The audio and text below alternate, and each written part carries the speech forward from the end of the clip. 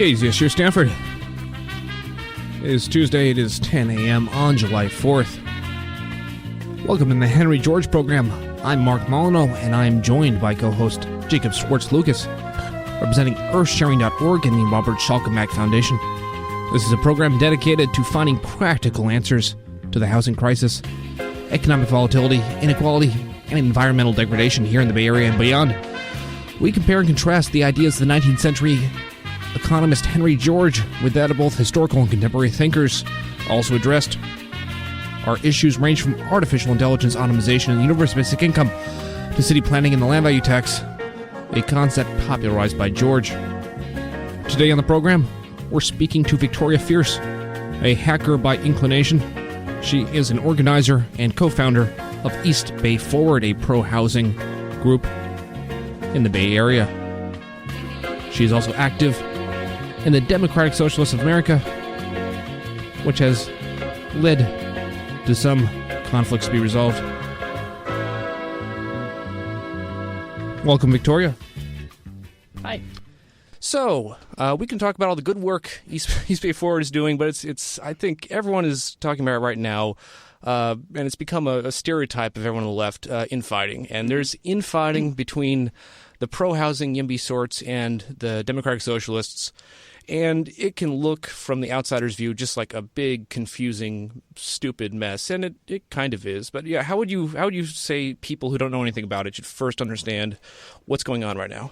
I think there's first I think like the arguments and the discussion and kind of like the circular firing squad is kind of a good thing, actually, because for the same reason that architects have much better opinions about buildings than arsonists, because we want to build something great. We all want to build something great. So everybody really cares about it. But then the devil is, of course, in the details of how do we build housing? What kind of housing do we build? What do we want to see? And I think a lot of this roots from ancient history in the United States with the concept of land ownership versus leftist ideals of property and ownership and just how good or bad that is for certain people. I think there's a lot of common ground between leftists and YIMBYs, and in fact there's a lot of socialists in East Bay Forward and SF YIMBY. There's a lot of YIMBYs in the East Bay DSA and vice versa.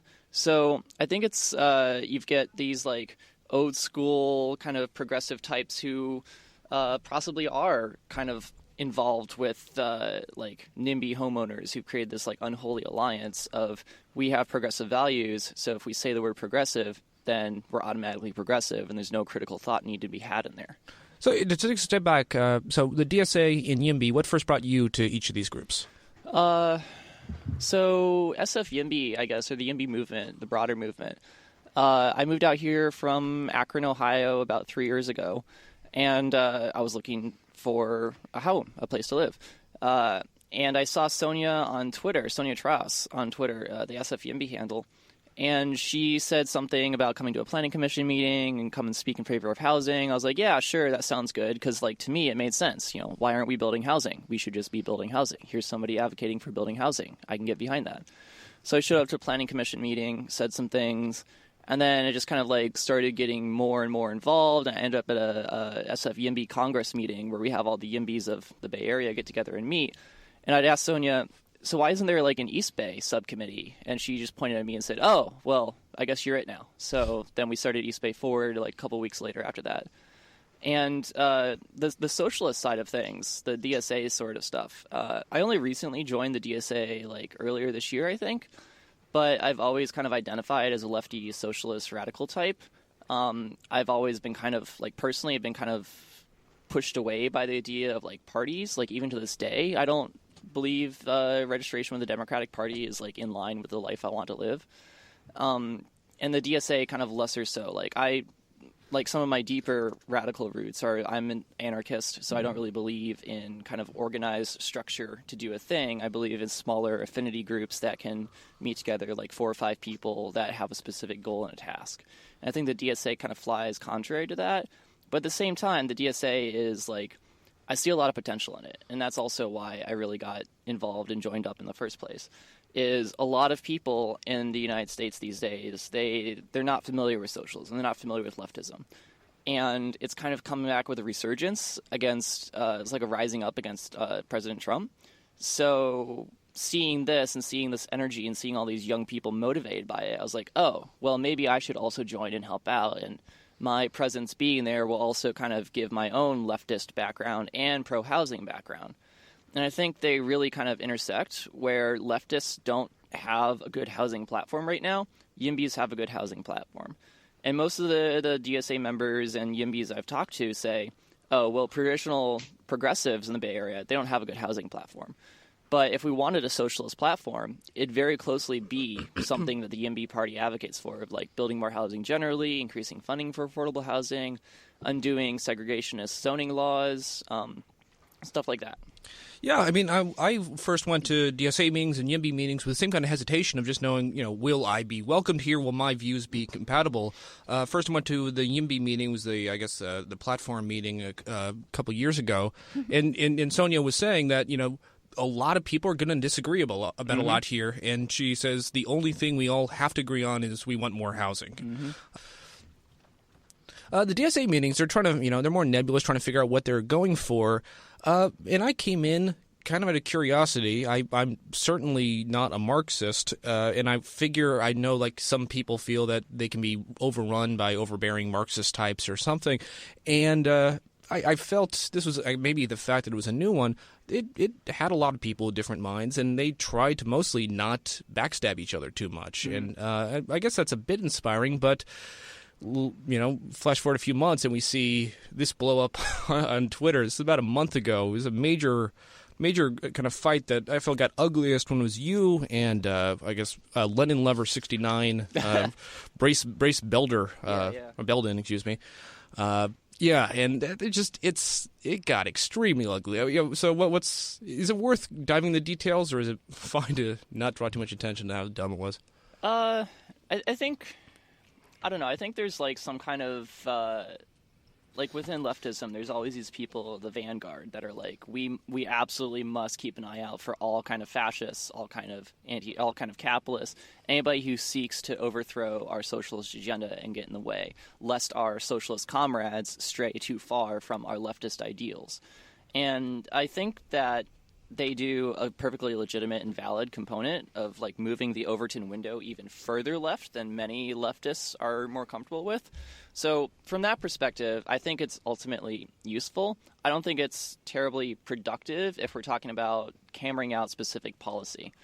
But again, this also kind of goes back towards like socialists and leftists these days don't seem to have a solid like if you talk about the mortgage interest rate, second mortgage interest deduction or something, if you ask a leftist about it, they'll say, oh, well, of course we should work on that, but ultimately you need to understand that property is theft. And it's kind of like goes deeper and deeper and deeper into the root of the issue, and you build like this foundation of idea before you start talking about socialism. But I think part of this is that a lot of leftists kind of get up in this mental gymnastics exercise of what does socialism mean before they kind of go outside that into building actionable things and changing policy.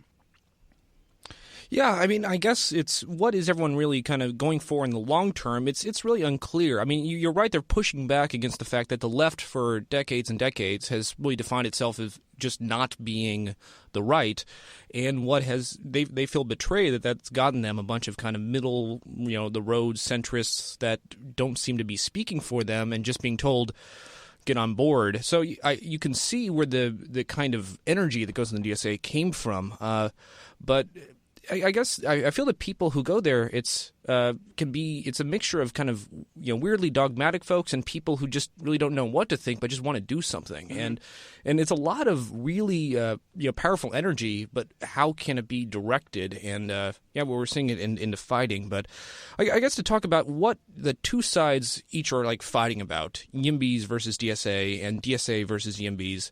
How and can there be a kind of synthesis between them?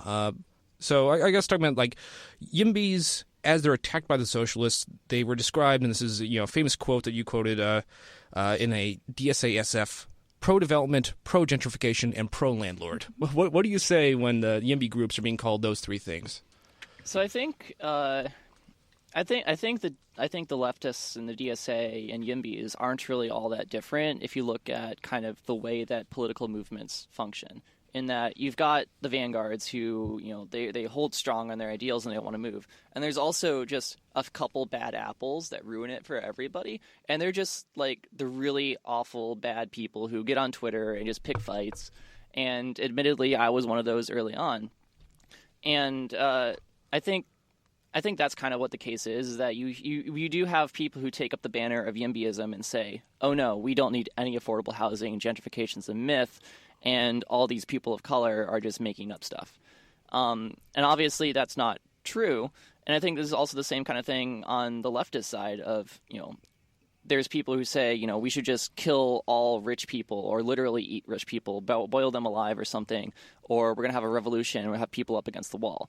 And like these kind of radical extremist views, again, are like the thesis and the antithesis, and we need to make a synthesis of the two blending together. And I think having the idea of universal housing or housing for all is kind of like a big banner that all of us can get behind. And I think what it'll take is we need better leadership in socialist circles that can produce like a compelling argument that's not you should feel bad because you support capitalism, but more capitalism is a wound that affects all of us. So I understand where you're coming from, but we should all work together to overthrow those bonds. I mean, when you start off and the DSA group is saying we need to dismantle capitalism, what do you do with that? It's a big thing that doesn't really have a picture, and a lot of people mean a lot of different things by capitalism. Mm-hmm. And it's to say that the affordable housing crisis is caused by capitalism is such a vague statement to be almost meaningless. But I guess go back to just the fact that you have a lot of kind of fringe folks. How do you keep a group, and especially in the leadership, how do you keep a group from being slurred by its most kind of outspoken / maybe a bit weirdo members? I think it's a lot of policing. A lot of we set up our values right up ahead. Actually, the first thing that East Bay Forward did was we established a code of conduct because we recognize that out there in politics, it's rough and there's people who say terrible, awful things, and we like to make it clear that, this isn't helpful. This doesn't move it forward. So we set out a code of conduct when we formed, which I'm not really familiar with a lot of other YIMBY groups that have something like that, but we've been able to use it and kind of point it against our own members and say, okay, well, you're being a little or crappy or whatever for whatever reason. So it says right here in the code of conduct, you can't do that. And then once people kind of step back and realize that, then a lot of them have been changing and understanding it a bit better to realize that, coalition building is really important. And part of coalition building is that you'll have to sacrifice some of your ideals if you want to make progress. And coming out and saying, oh yeah, absolutely, capitalism is the problem. Okay, well, that's good to know, but what's the answer to that? If capitalism's the answer. And then some people will say, oh, well, socialism is the answer. Okay, can you unpack that? What does it look like? And if you ask people to really expand on their ideas, that's when you start coming with good policy ideas that come out of it. Yeah, I mean, I think one thing that you're talking about the code of conduct, civility, a person can very easily forget how important civility is, which might be why Twitter is constantly just a cesspool. I mean, it's an amazing, beautiful, wonderful place, but it's the worst place. But the DSA meetings, they have the progressive stack. At least in my meetings, is this universal with all DSA kind of meetings? I don't know. I've only been to East Bay DSA meetings. I've not been to a lot of other DSA groups meetings. Like I said, I just joined earlier this year, and I've been kind of shied away from institutional politics like this. Sure. So this is all kind of new to me, I guess. Yeah. I mean, to explain the progressive stack is, it isn't just saying, free speech, period, let it happen. They're saying that traditionally through different kinds of power structures, free speech tends to, overrepresent the people with power over those. So they try to go to special lengths to give voices that aren't heard, kind of a leg up in the line and all that. And it sounds like, well, how do you not abuse this? How does it not become a mess? It just tends to work. I'm really surprised how well it works in practice, at least in my experience. And I guess, and that's another thing just being railed against the YIMBY crowd is that, oh, this is, for the power structure. They are an incredibly, white male privileged crowd that's representing the tech bros and all this.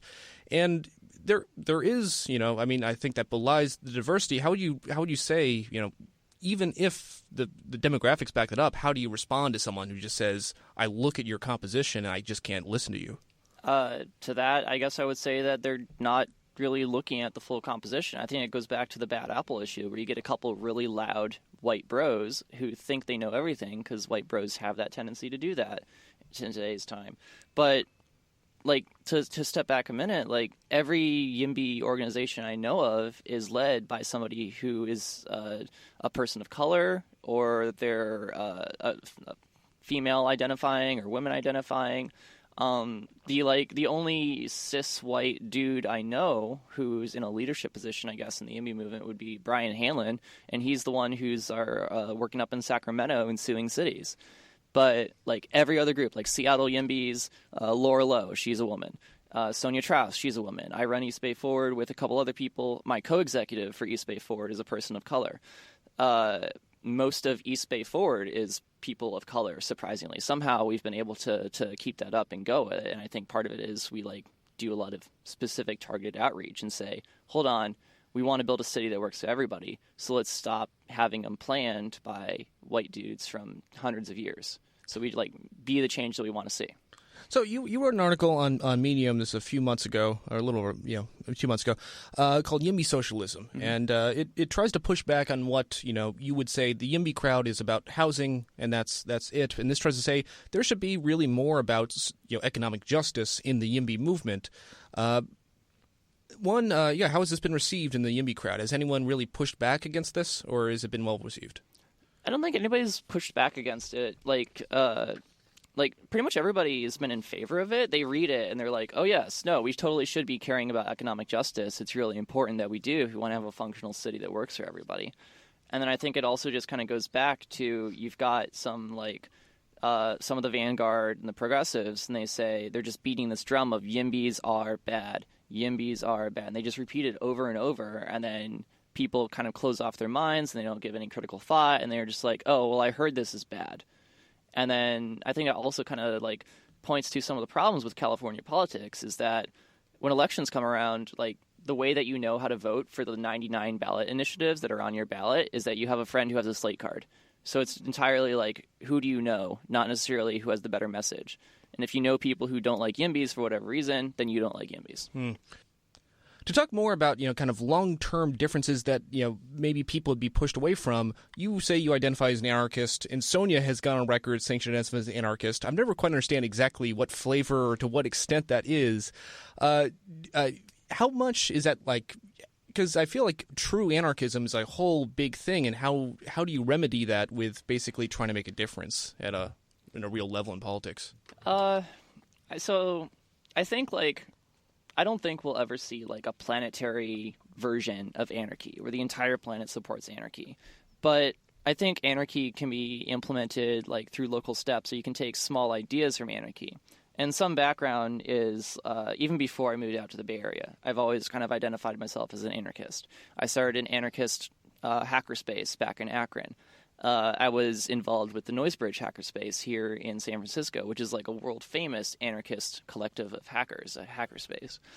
And to me, all this work being involved in actual anarchist work and anarchist culture is it kind of has shifted my idea of what anarchy is. And a lot of people look at anarchy and say, oh, well, it means no rules, no leadership, no structure, whatever. I disagree with that. Anarchy to me means self-governance and self-regulation and self-structure, which when you take those ideas and translate them to an activist organization like SF YIMBY or East Bay Forward, we still, at our core, we run on this value of duocracy, where if you want to do a thing, you do it, and we try to shy away from people having to ask for permission to do a thing if it's not controversial. And I think that's been a big strength with our leadership structure, is we just literally show up to a thing and say, oh, you want to run an event? Cool. Here's a link to the website. Go ahead and do it. Oh, you want to use official EBF branding? Yeah, sure. Why not? Everybody does. And then kind of the same thing with SF YIMBY. That's also why we're seeing smaller breakout groups of SF YIMBY grow into bigger organizations like Grow the Richmond or the Western Soma Voice. These started and had their roots in the YIMBY movement, and they've grown off to be their own organizations because for whatever reason they wanted to go their own way. So when you talk about the benefits of decentralization and local control with zoning and so much can really mean really terrible, oppressive things. How do you deal with the tension between those two things of how local control can go bad? So that's an excellent question. So my idea of local control definitely goes bad. I think we see it a lot. If you look at, for example, Palo Alto or the Rockridge neighborhood of Oakland, you get people who have really obsessive local control over their jurisdiction, and they use that power to push out people and be oppressive. And I think there is ways to go about kind of implementing anarchy over top of that while still not enabling local control to be a tool of oppression. Something I would like to see for Bay Area governance is have like a universal planning code that applies to the entire Bay Area or even just all of California. And instead of having every city have its own little planning commission, you have like smaller regional planning commissions, like one for, West Oakland, one for North Oakland. And they're only allowed to play with these really limited fundamental like building block tools of zoning, and then have like a region-wide or a statewide appeals board. So that way you still have like local control over what goes where, but some higher authority says, well, you can't be a jerk about it. You can't be a racist jerk about it. That's what I see as like a future for local control in the Bay Area that maintains local control, but doesn't like let people use local control to be terrible people. Yeah, I mean, I guess that you're describing to a central point just the practical benefits of centralization, which, I mean, you see, like, for example, in Japan, national zoning codes make a huge difference. And, yeah, I mean, we've seen exclusionary policies be challenged on a federal level by the Supreme Court and so on. It's really one of the only ways forward. Okay, but as far as how receptive have people been in DSA, or I guess how knowledgeable, what every single person in the YIMBY crowd feels is the biggest, most important thing to attack, Prop 13 here in California. Are the folks you know in DSA on board, or is there hesitation? Oh yeah. No, there's totally people who look at Prop 13 and say, oh, well, we're not taxing multi-million-dollar homes. We're not taxing billion-dollar real estate deals. That's a bit absurd. We should be taxing the rich. And I think that's like kind of a recent-ish development, at least with newer socialist people who are like opening up to the idea of socialism. I don't want to cast shade on socialists who've been in the Bay Area for a long time and already know how this Prop 13 thing works out. But I've been noticing a lot more younger, newer socialists to the movement wake up and say, oh, our land taxation is incredibly unfair. Because a lot of protests come out in opposition to housing projects because that's visible capital. You see people moving money and moving mass amounts of capital around, and that gets a big reaction. But the idle capital, where you see people sitting in multi-million-dollar luxury single-family homes doing nothing at all, that capital is not moving anywhere. It just sits there and gets more. Nobody really notices that because it's not as visible. It's just idle capital. But now people are starting to look at that and say, oh, well, idle capital, nobody talks about it enough. That's like the core problem of the systemic issues of unfair taxation and not being able to tax the rich is we've made it illegal to tax the rich. You talk about, I guess, a moral question. I mean, this goes down to, is it immoral to build housing and to profit off of it? And I think people say, well, look at all this, that's going wrong, and people are making profits and it's unaffordable. How these profits are immoral. And when you talk about land versus actual construction, these are, I think, two very different systems of morality. If you talk about, I guess, the morality of construction workers, and that's something that people have criticized the YIMBY crowd for, of just saying construction costs need to be less, it's hard to find anybody who says I'm all for making money on owning land and benefiting from land speculation. It's across the board. That's something we all agree on, and it seems like that should be the first thing we can attack, and yet it's kind of never is brought up. Yeah, I think that also kind of goes back to like what our nation was founded on. If you like look at the U.S. Constitution, there's the takings clause in there that says the government can't take your property, your private property, your personal property, whatever, without just compensation. And when you look at things through light of that, you say, okay, well, I don't want people to make a profit on owning land. Well, we'd have to go to the root of the problem to make that go away. So I think we can build up the movement to work towards that, but stopping anything that benefits people along the way because it's not perfect, because it's not ideologically pure, I think that ends up harming people more often than not. Yeah, I mean, we talk about, I guess, practicality, and you say we need to, change Prop 13, repeal it today, and that does make some people feel if they are, if they represent a poor neighborhood of homeowners, they feel, well, this means displacement for me. And when you have people push back against that, those are people who become Prop 13 defenders. And if you, in time, it's only those people left, there's a very, very virulent defense of it. Mm-hmm. And, I mean, how can we, work with these people to say we need to end a system that doesn't work without saying it means displacement for your people? I think so. Like, I heard a quote, and I'm not going to quote it exactly, but it's from the Chapo Traphouse leftist podcast. And somebody said that a lot of liberals absolutely love, excuse me, they absolutely love to say things like Black Lives Matter and I love queer people. But the second you ask them to be uncomfortable or make any kind of personal sacrifice, they refuse to, and they just step back. And I think that's the same thing with Prop 13. People have benefited from it for so long, and if you even suggest that maybe a white person should be uncomfortable about giving up that benefit, then it just all falls apart. But the reality is, like, I think the people who have benefited from Prop 13 are less numerous than the ones who are being harmed by it. And I think it's really important to kind of like recognize that and realize that. And it's the same thing of, tax the rich, we should go after the rich people. But as soon as you know a rich person, then they kind of dial it back. And it's like, oh, well, yeah, we should tax the rich, but like not my rich. I'm a good rich person.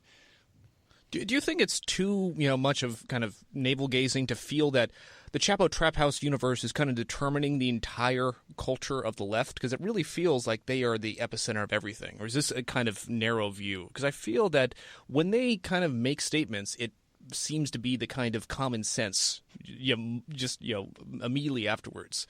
And the thing that frustrates me about that is they have really never talked about housing, and certainly not, land. I mean, there's one rant Felix went on about kind of funding public infrastructure, which is, a kind of boring issue about local city finance and wonkishness, and then they immediately dial back because they run something where they say, policy, this is boring and we don't care about it. We want to talk about, culture almost exclusively, and they are really, really set against the kind of wonkish Matt Iglesias set for that very reason. And I just wonder about if the left is being determined by kind of an anti-policy culture, how can we deal with it when policy matters, or at least it's unavoidable to say policy really harms people?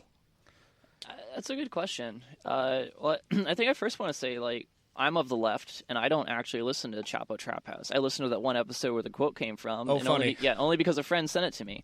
But even then, I didn't really like the show. I didn't like the episode. The topics were let's have a circle jerk and just talk about Twitter fights. And that's okay. I do that for my job. That's not really all that interesting to me.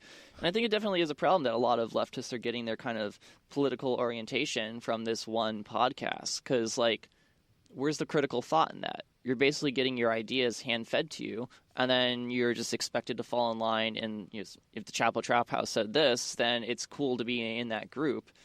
And if you don't like Chapo Traphouse, then somehow you're a fascist because you don't like these ideas. But I think that's kind of a respect or a perspective of the greater political climate we're in right now, where you're either for something or you're against, and there's no nuanced ground, there's no middle ground, there's no, well, maybe in certain contexts I like to think, there's no compromise. And I don't think it's really productive. I think what we need more alternatives, I guess. Like, people talk about, oh, well, we want to tear apart capitalism, so we need to promote a socialist alternative so people are pulled over to it instead of forcing people to it. And I think the same thing, we need a Chapo Traphouse alternative that pushes people towards a more nuanced view of things and have different views of socialism. Yeah, I feel the idealist would say everyone should think for themselves. Everyone should really use their own brain, read a few things here and there and come up with your own, ideas of where you stand on things. What, I guess their reason d'etre is that they feel that when this happens, there tends to be kind of thinkers who would just kind of say anything and kind of use, rationalizations to basically confuse people and kind of perpetuate, this thing. And I guess their thing is, let's be dumb and let's say common sense things all the time. And there's a certain logic to that, because when you go to a group where it becomes these Hegelians versus these, neoclassical economists, they're speaking different languages, and the average person can't make any sense of that. And they're saying, well, let's look at common sense. And I feel when I read something like the YIMBY socialism right here, it feels like kind of a different idea of what common sense could be. It's just saying that housing is a right every person deserves, not to feel that they should be priced out of being able to live, in their own world, in their own city, in their own community. And just saying that, it's there is a lot of structural problems that make it really hard for people just to make it by, and for people on the right to say, well, the economics don't back that up. People get frustrated because that's not the world they live in. And I guess how technical do you think people can afford to be without having other people glaze their eyes over and say this is just trying to confuse me? That's another good question. Because it comes up when you talk about like BMR rates of housing, you're talking about, okay, this is boring, this is confusing. The guy who's saying, this is condos for the rich, I believe that guy. It sounds like common sense, and this is boring econ talk, and it's tough. I think part of that is we've had this kind of like for the last 10, 20 years or something, ever since Clinton.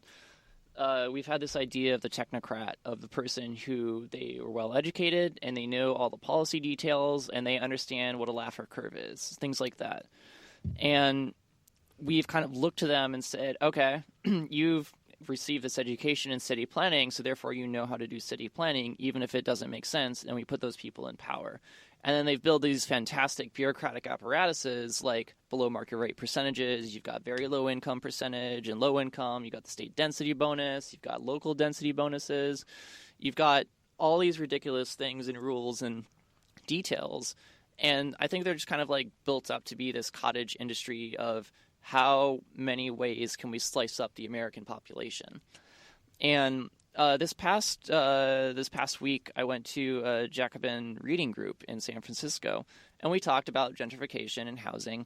And one person brought up this really interesting idea that like makes total sense to me, and I hadn't like put it together in an American context, but the concept of universality, where again, this is like another common sense thing. Oh, why don't we just build housing for everybody? And the answer to that is, well, yes, of course. If we got rid of these ideas about you need to be means tested to fit in a house, or you have certain segregated income levels, or you have to undo redlining. If we like kind of push aside these small policy details and work to abolish them and have universal housing, I think that's actually a big thing that could go away towards addressing these issues that like it's too policy wonk heavy. Because in American welfare systems all over, low income housing, healthcare, education, we've had this like interesting idea of picking winners and losers, and like if you're of this particular race or this particular class or particular background, you get these particular benefits, and if you're not, then you don't, even if you otherwise should get them. And it's just a history of the American welfare system, I think, that's kind of poisoned the well, so to speak, of you hear people talking about these, separating people by income, and like it doesn't make sense because again, it is like a common sense thing. Right now, how housing works, I would describe it, it's largely imperative as opposed to declarative. We talk about the process of how approval meetings happen and what the rules are for below market rate units. And in the end, does it work or does it not work? It doesn't matter as long as the process is the right process. And we see, affordable housing, processes, everyone agrees this is great, and then in the end, what is the result? No housing gets built. And they say this is fine because the process is fair. All hail the process. All hail the process. Yeah, and I think you're seeing more of a kind of change that, maybe this, recent state things of saying, no, you have to have results. You have to build housing. You can't just have a process you agree with, because there is an unholy kind of alliance that happens there with the people who really care about, what they want and they feel the process is working them. And then you have, kind of the anti-housing crowd who realizes they can use what seems like a righteous process to get what they want too. And yeah, I mean, the process, you can say to everyone, it doesn't work. And it doesn't. But people still cling to it. I mean, what will it take to get people off the process, do you think? I think like requiring us to focus more on the outcomes and the results is really important. And I think a good example of this, of like process that we all worship, but it doesn't actually mean anything, is California housing element law. Every city's got to develop this housing element plan that specifies certain sites within a city of where they're going to build housing. And they go through this wonderful process and they come out in the end, they say, all right, we agree that we want housing here. But then they don't actually follow through on it, and they just respect this whole big process. And I think those kind of things are like the outcome of you get process heavy discussion happening in Sacramento and state law and local government, and people say we've spent so much time and energy to find a way to tiptoe around the landmines of what we can and can't talk about and what we can and can't say, that we've just encoded it into the process to say, all right, previously humans had a tough time getting along on this issue, so we're going to make sure that we set up these nice rules to make sure we always get along on this issue, even if the answer is, at the end, we still don't get along. Like, that doesn't build housing. It seems to me that what people are really sick of is the policy wonks coming up with many different policies that seek to paper over the problem or just try to rebalance this structure that is inherently unbalanced, and that it's not necessarily policy that's the problem, but it's just that we just don't have elegant policies that cover a large number of situations in a concise form. So something like the land value tax and maybe something like universal basic income could be a way to cover a large group of situations and provide universal housing for people in a way that didn't require the need to say, oh, if you make below this income or you're of this race or this demographic, that could all become unnecessary. What would be your reaction to that, Victoria? Do you think there are a limited number of policies that we could all get behind that would basically, remove the need to hand everything over to the policy wonks to sort of make these micro corrections in the structure that's inherently unbalanced? I think there are, and I think this kind of like speaks back to us talking about universality earlier, is that like these policy wonks, they like to split things up to make sure that people don't kind of fall through the cracks, so to speak.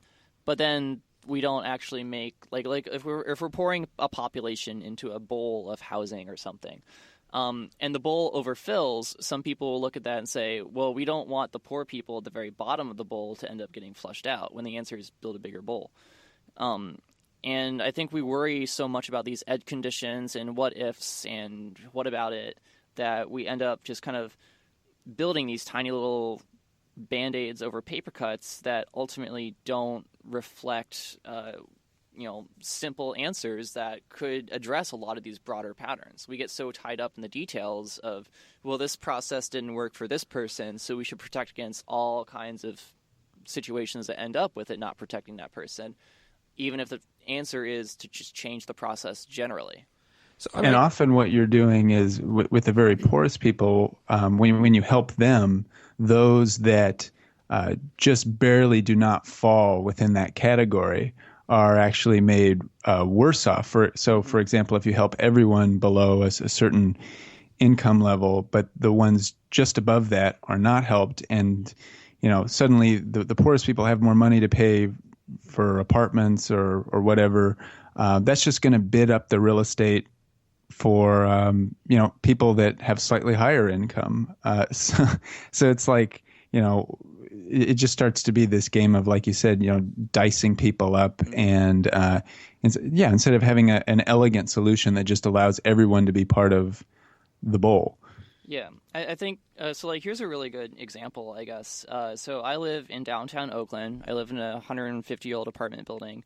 And as some people know, I quit my tech job, or rather left my tech job a couple months ago, which means I don't have a six-figure salary anymore. I make about $800 a month on my Patreon. My rent is $2,000 a month. And if I go above $1,300 an income per month, if I make enough money to pay rent, I don't get food stamps. But yeah, Right. I mean, that's the thing. Like, just policies that feel right. Do they work? Do they have unintended consequences? And really, unless they are, I guess, simple, elegant, and correct, no, they're always going to be things just break down with them. And that's, I mean, people don't really think enough about kind of correctness and elegance as much as just making sure something's it's good enough to get it passed and it will do some good, and it certainly does, even when it is broken in a lot of ways. Yeah, we've built these wonderful, beautiful golden hoops to jump through. Why would we bother throwing away the golden hoops? They're so beautiful. How can you say that? So I guess like two ideas of zero-sum thinking. And zero-sum thinking may be, on the left and the DSA type thinking of saying there's only so much and it's us versus them. And it feels like you're talking about growing the bowl of housing, for instance. It's like, no, there's not enough housing. There's not going to be enough housing. There's never going to be enough housing. There's going to be, us versus them. You got to fight for your housing and you got to take it at their benefit. And that's their message. And I would say the zero-sum thinking from the right would be, there's efficiency. There's the kind of beautiful way to build as much as possible. You might lose fairness and morality, and you might, crack some eggs in the process. But this is the correct economic, efficient way to do it. How do you respond to like that kind of either or thinking in both those cases? I've usually in the context of debating with somebody or arguing with somebody, I usually use the pattern of yes and. They'll say, well, we got to fight for our housing. I'm like, yes, and wouldn't it be great if we didn't have to fight for housing? What if housing was just guaranteed? And people sort of like subtly change their approach. Some people look at this and say, housing is going to be a forever, eternal uphill struggle, and there's nothing we can do to change that. So we're just going to have to keep fighting. And then once you mention, well, yeah, but what if we didn't have to fight? Then people kind of like stop for a minute and they think, oh, what would that look like? What would it look like if we didn't have to fight? What if it looked like if we could just, live or something? And that's usually a response I have to that. And like, it's definitely not an either or thing. And I want to say like YIMBYs are also kind of rightfully critiqued about this too, is that we have kind of an either or strategy for some things. And I think as we've matured as a movement, we've kind of opened up more to the idea of nuance and kind of gradated responses to certain things. But still at the fundamental, the root of the YIMBY movement is we don't have enough housing. We need to build more housing. We're talking to Victoria Fierce. This is the Henry George program on KZSU Stanford. Victoria Fierce of East Bay Forward. And, on the matter of Henry George, the title of the show reflects him. I personally came to Henry George a couple years ago, or just kind of read his work in economics, which I never really, even heard of before. Not many people have. And I was inspired in this very thing of just saying that there isn't a trade-off between morality and economic efficiency. And it feels like something that you think you could find a lot of receptiveness on both the left, saying you can, every time someone says, oh, stop right there, economics says you can't do that, you can say, this is completely valid, universally accepted economics that say you can have, economic justice. And on the right saying, you don't have to antagonize poor people anymore. You don't, not on the right, but the kind of, market side. But still, I feel it's an uphill battle because it's who cares about some dead guy, and the ideas, and they are kind of fusty and I guess maybe a little hard to consume. You are, I don't know how familiar you are with all of Henry George, but you've spoken to him a few times on Twitter. What are your thoughts on his particular train of thought and how it reflects on all this? I think in kind of like, and I want to tie this into like Marxism too, is that both Henry George and Karl Marx, they wrote volumes about economic theory, about socialism and Marxism and Georgism, and those were written, decades ago, hundreds of years ago even, like before we had the internet, before we had long distance rail service, before we had a well-connected planet where people, like, it's really easy to move things around. And I think taking wholesale economic theories from a long time ago, when we have a completely different economic system this day, it falls a little bit short. And I think what we need to do is not necessarily take Marxism and not take Georgism and apply it exactly word for word to modern day economics. I think we should use them as reference points and look to them and say, here's some good ideas. okay, now how does it work, knowing we've got, the last couple hundred years of economic research to support the nuance in these things. And I think that also kind of goes back towards the either-or-ism, is that back in the day, back when Karl Marx was writing, it kind of was an either-or thing. You're either proletariat or you're the bourgeois. And I think these days it's not so cut and clear. And I think that there's other approaches to be considered, and we need to, if we're going to be a revolutionary society, as many Leninists would say and Trotskyists would say, if we're going to be a revolutionary society, we need to constantly be reinventing ourselves and thinking about it, and sticking to old ideas that don't map one-to-one is not really the most efficient, I guess, or cleanest way to go forward. Yeah, I mean, I guess if I were to make a defense in that side of the ideas of Henry George, he was kind of weird for being weirdly universal, into a point that it's so broad that people just kind of don't feel like it describes our particular world enough. Because he does talk about, ideas that apply both to ancient tribal nomadic cultures and a world where we have automation for everything. And it's kind of weird in an area before AI and robots, he was talking about what we worry about today, automation. And this is something, you look at the neoclassical ideas of the entire 20th century, every thinker, look at something as simplistic as the Phillips Curve, that, how could that apply in anything outside of a specific context? It doesn't make any sense when you talk about a world where robots do everything. And, I guess a continuous problem is we look at old ideas, that are context specific, and just say this is going to move forward in these kind of contexts as well. We have zoning laws that worked well in a place that, from what they wanted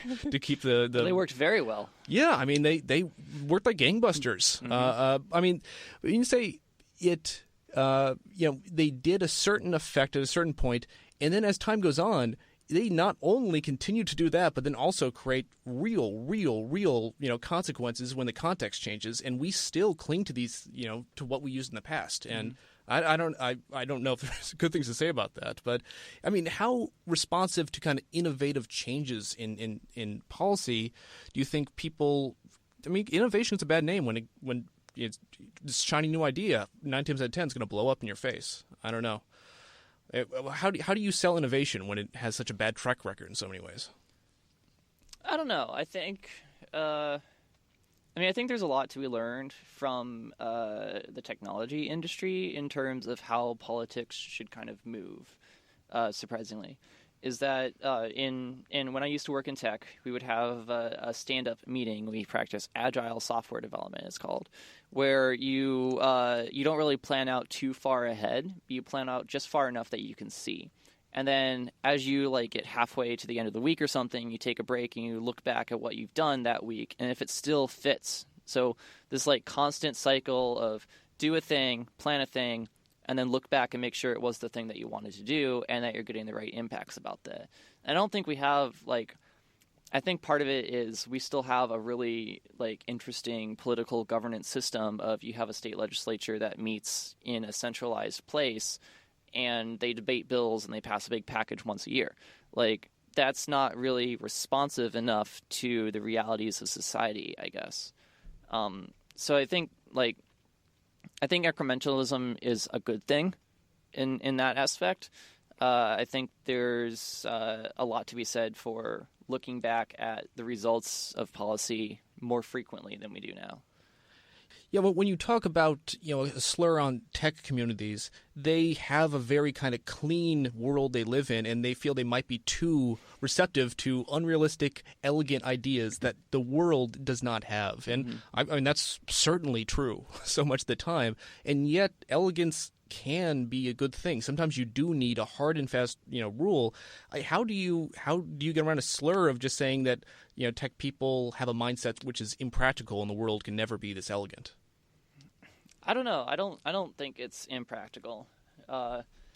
Some other tech background of mine is that I come before I came out here to work in tech. I was a free software open source developer. I wrote graphics drivers for the Linux kernel, although those probably aren't around anymore. But doing that was I worked with a bunch of Europeans in traditional free software, free culture, rah techno communism sort of environment. And I think a lot of really good things came out of that people don't really that people take for granted these days, like Android. Nearly everybody has an Android phone. They're the cheapest phones you can buy these days.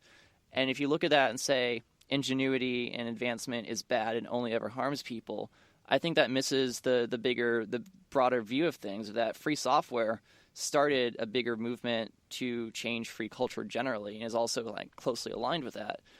And I think I think innovation is like really necessary for us to come up with answers to problems that have existed for a long time. When you talk about free, we have an internet which is practically free. It runs on people who did their work for the love of it, and they donate it to the world. We have a public domain full of just a gigantic amount of useful software, and still you get people who kind of sneer at it, like, oh, Linux doesn't work, and and they kind of feel without the profit motive, you will never have innovation and effective stuff. And I guess if you look at time goes on, it's communism. It fails in certain ways when you talk about just scarcity of real life things. But as time goes on, we could approach the idea that we can get things for free and we can basically work for the love of it, which is so different the world we work in, where we work hard just to have housing. And I guess when you have the idea, that's most people's existence. People say, oh, housing, it mostly works. This is a market that, does its job. And still most people just work so hard just to live. And how do you get people to say this isn't the world that we should live in? I'm asking very big questions. Yeah, here about how these are really excellent questions. Yeah. I don't know. I think it takes like a perspective change in the way that we think about stuff. So you mentioned that some people look at this and say, well, if there's not a profit motive, how is any ingenuity or any innovation going to happen? But I would counter that and say name a startup that's ever turned a profit and hasn't closed after 2 years. Non-profit work makes things and it comes out the other side, and Linux didn't come out from a profit motive. The free software movement and all the things that are wonderful about it, and most of this the data standards and formats like XML and GIF images, all those kind of started out as I've got this problem and I want to solve it and I'm going to release it to the rest of society and see what people make with it. And I think we've kind of lost sight of the idea of ingenuity for ingenuity's sake. For example, NASA didn't turn a profit, and we got such amazing things out of it. But then people turn around and say, well, I don't want to put something – I'm not going to invest in a thing that's not going to possibly benefit me later on. And I think in recent years we've been so focused to think that better off means that you have more money. Doesn't necessarily mean that you have less pain and suffering in your life. Doesn't mean that you're well-fed. It just means that you have more money so you can choose to do those things that you want to do. And I think having a more – spirit of collectivization in the United States will kind of go towards a long way. And I think to tie this all back together, I think that's what socialists are more going for rather than building a specific platform, is they want to build the social change. They're going to put the social in socialism and change people's ideas about what it means to have a functioning society.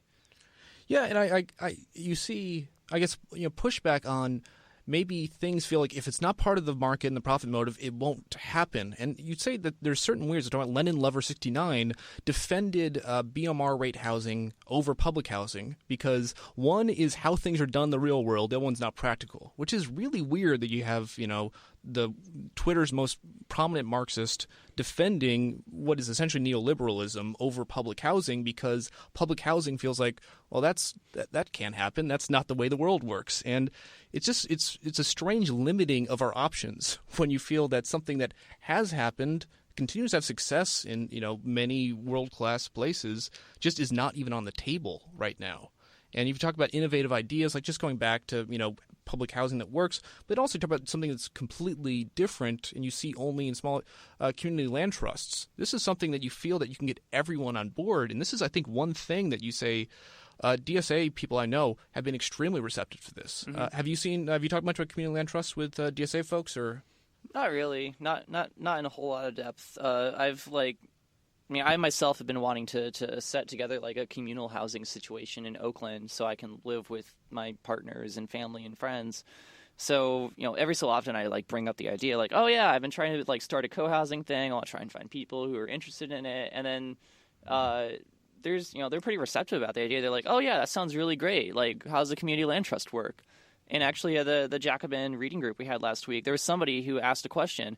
So I'm interested in learning about, this person said this, I'm interested in learning about how co-housing and co-ownership living situation is. And she said that her and 2 friends went to a bank, so 3 people try to get a bank loan, and there's laws that say you can't do that.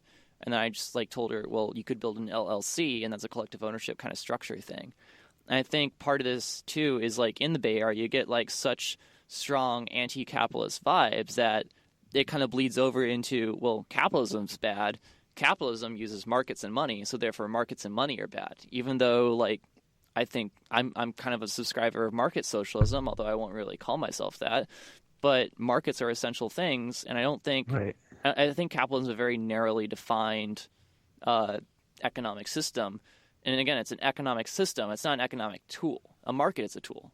A lot of times when I hear, a lot of people on the left who, say that they're Marxists, from my knowledge, Marx was not saying that markets are inherently good or bad. He was just taking them as a given. Mm-hmm. This is the system you have to work within. You can either take control of it and make it work for human need, or you can let a powerful group of capitalists control it.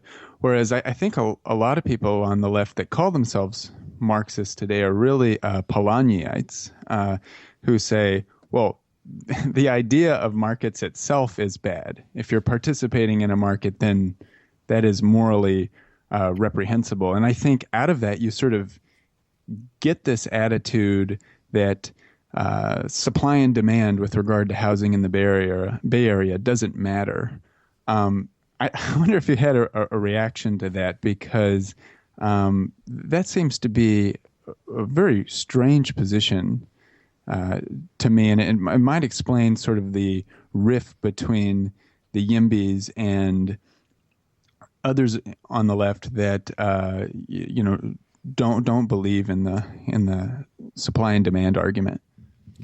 I think that kind of like speaks back to what I said about markets just being tools, because in my view, tools and technology, while they might have a political background, a political origin, inherently, I don't believe that they've got like. I don't think inherently zoning is a political device. It can be used to political ends and be political leverage, but in and of itself, the concept of zoning doesn't really say one way or the other what's good or bad. It's a tool for doing things. And I think markets are like that. And if somebody says, well, because a tool has been used for bad things, we should abolish it, I think that's really way too reductionist for anybody's take, except for the people who believe that. And I don't know. I guess that's kind of my take on it. Is like it's a tool, and we can use tools for good or bad. And of course, if you get a capitalist society that takes over, get the 1%ers owning all the land and owning zoning and controlling all that, then yeah, whoever has control over the two is going to use it for their own benefit. But if we can figure out a way to democratize it, then a tool won't necessarily be a bad thing. Yeah, I mean, I see a false dichotomy so much of the time of you have folks on the right who say a market is a system of morality, and it determines if you make the money and do the market, you are the winners and you deserve to be rewarded, and it is that's what a market is there for. It's to show what's right and wrong. And then people on the left feel like, well, that's the most horrible thing in the world. Markets are terrible. Markets don't work, and they tend to go to something more like just removing the entire price system as a whole, which is. Where do you go from there? Because markets, in a sense, it's just kind of it's just data. It's just transactions. It's determining how much people want things. Really, if you don't have a market, you don't know how much people want things, and that's has its own issues. When you have a world, yeah. And I mean, you talk about maybe dividing where markets work, where markets don't. Community land trusts are an exciting idea because they show. When you talk about building houses, markets tend to work. They work in the same way supermarkets do. There is a certain idea of as you go towards marginal cost of building houses, it becomes easier and better to build houses. That's not the main reason it's going bad. Do markets work well for selling land to each other? They work terribly. They don't they don't actually deliver efficiency at all. In fact, every time there is profit in there, it is not delivering towards marginal cost, because the marginal cost of delivering previous existing land is exactly zero, and not looking at improvements on the land. And I don't know, I just feel so much of the time, I feel personally a bit depressed. I see these false dichotomies that seem unbridgeable, and it's kind of complicated to tell people, you're not, it isn't either or on these two things, because if you do, it becomes either difficult or kind of accusatory to say something that's like, no, I know me, I hate markets, this is who I am. And I don't know, do you feel, how optimistic and pessimistic do you feel in practice when you try to bridge gaps of people who feel they're fighting each other? I think the like market abolitionists, the ones who want to go away with markets and say they're a bad idea, I think they're kind of deluding themselves, because even if you went away with a market, went away with this distributed economic planning activity of a market, and you went towards a completely centralized economic planning activity, what you'd end up with is you'd have some department in the central government office or wherever that keeps a list of these people need this much food. Well, look at that. Suddenly you've made a market, because people's demands, and you price it in terms of how much food they want. And then if you go to the step up and say, how are we going to distribute all this food to all of our cities? You're going to prioritize the cities that have the most food, because you still only have scarce resources to spread around.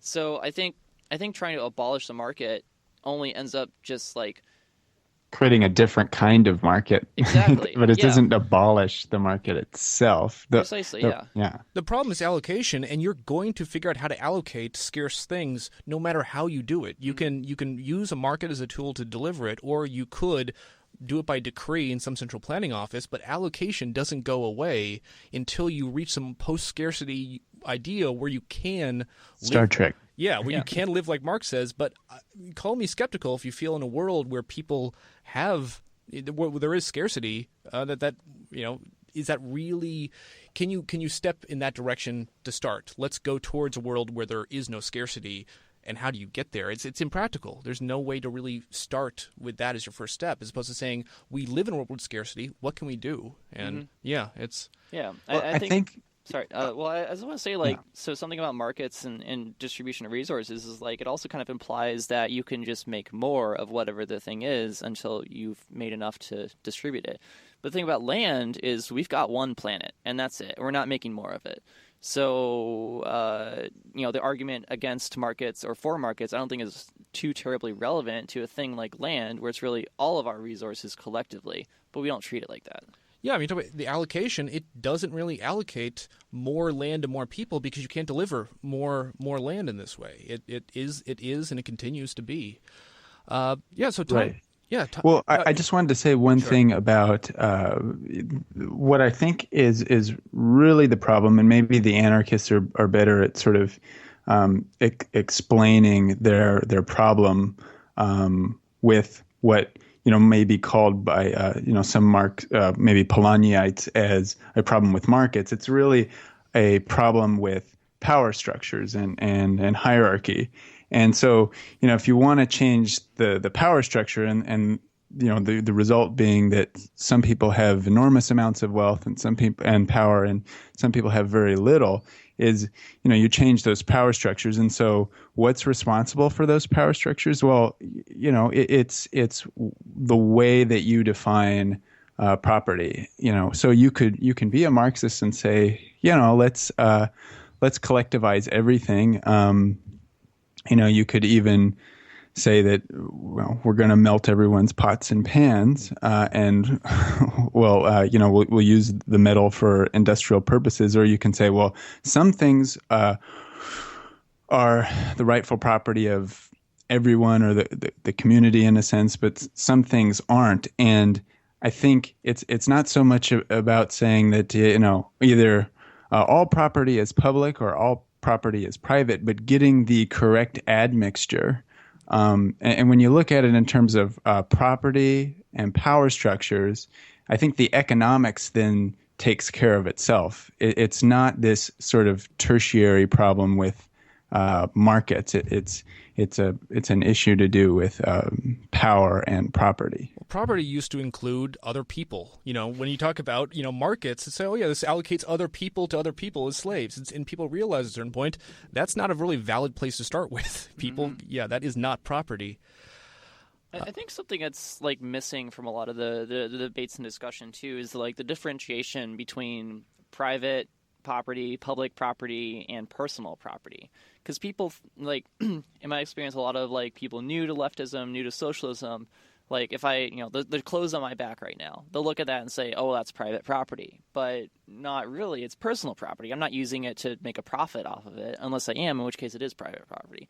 And I think when you think about it like that, there's still nuance to be had about what is and isn't personal, private, and public property. And I think it'll take a lot of thinking and soul searching to figure out what exactly that boundary is. I mean, to take one example, look at housing, saying, this is your house, you deserve a place to live. You deserve a house. This is your house. This is your personal property. Do you have a moral kind of natural right to sell that and make a couple $1 million at some point? And people feel that's one and the same thing, and they really are kind of two separate ways of looking at what housing property is. Yeah. I think one of the big differences that, like, I don't consider housing to be private, or it shouldn't be private property. I don't even think it's personal property. I think, because, like, for me, personal property or private property means that you can, like, take it and go somewhere. I can't take my apartment out of my building and move it back to Ohio. That's public property at this point, because I literally cannot move it without a bunch of other people helping out with it. I can't take the thing. I can't sell it to somebody in Cambodia and say, here's a home, because I can't take it to Cambodia. Otherwise, whatever. So, like, I think when we think about that in terms of property rights and ownership, you don't really own an apartment. You have the rights to a lease to live in that place for a little bit. And I think Proudhound touched on this a bit ago, Engels, when he was writing about Proudhound in the housing question, about this idea of you have the right, or you own the right to use a piece of space for a period of time. And that's really what it is. It's not about you own the home. It's you own the rights to live in that home.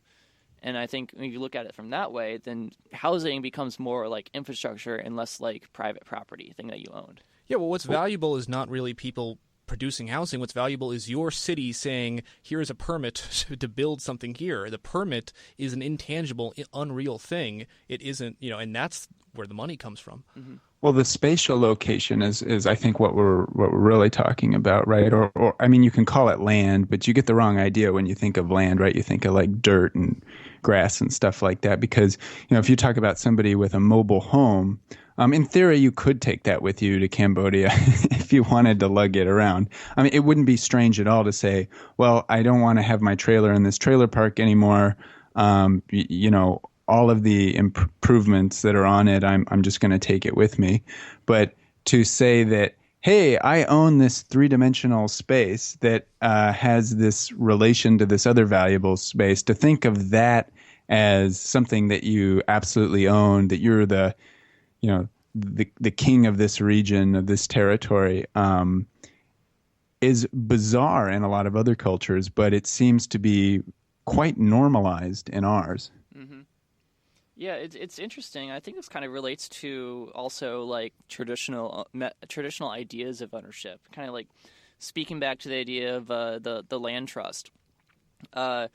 So in my experiences as a housing organizer, a lot of people, they think of home ownership as you own a single family home with a white picket fence and 2-point whatever kids and a little lawn. And they look at condos and say, oh, well, no, that's not ownership. That's not the traditional concept of having a home. But I think they're still fundamentally the same. If you own a condo, you own the rights to a cube of air floating in the sky. And if you own land, then you own the rights to a cube of dirt sitting on the ground and whatever air is above it, according to like whatever the city says for height limits and whatnot. Or the minerals below, if you're in the U.S. But not in a lot of other countries. Mm-hmm. When you talk about real estate speculation, and people say it's land speculation. It's not just land speculation, because you can buy pre-existing, units, because those are either by government decree or just the limits of how much bedrock there is to support it. There is a natural limit to what it has there, and yeah, it's not saying that an improvement is just you building it. It can go up infinitely. There is no such thing as infinitely tall buildings, obviously. Mm-hmm. I guess we're running out of time here. I guess if final thought to you, if you said one message of goodwill that you'd want to have more people recognize from the YIMBY to the DSA, and then afterwards from the DSA to the YIMBY, how do you think they could see each other better? I think we all need to be really loud and say that housing is a human right. Well, there you go. So we've been talking to Victoria Fierce, East Bay Forward, and active in both the Democratic Socialists and the YIMBY movement. This is KJSU Stanford. Thanks for listening. Previous episodes can be found at seethecat.org.